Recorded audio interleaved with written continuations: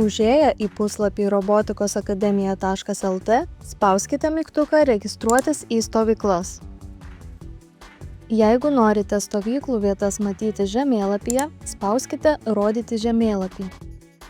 Paieškos laukelyje įveskite miestą, mokyklą ar adresą, kuriame ieškote stovyklos ir jį pasirinkite.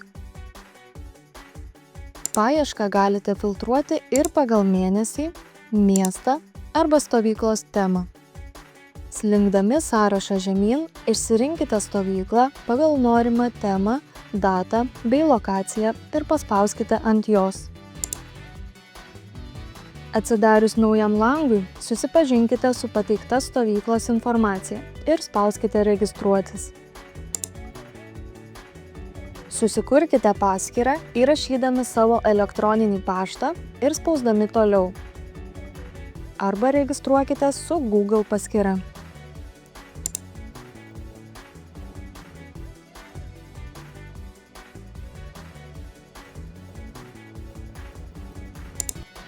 Įrašykite vaiko duomenis – vardą, pavardę, gimimo datą ir spauskite Registruotis. Patikrinkite stovyklos informaciją. Jeigu turite nuolaidos kodą, įrašykite jį dešinėje esančiame laukelyje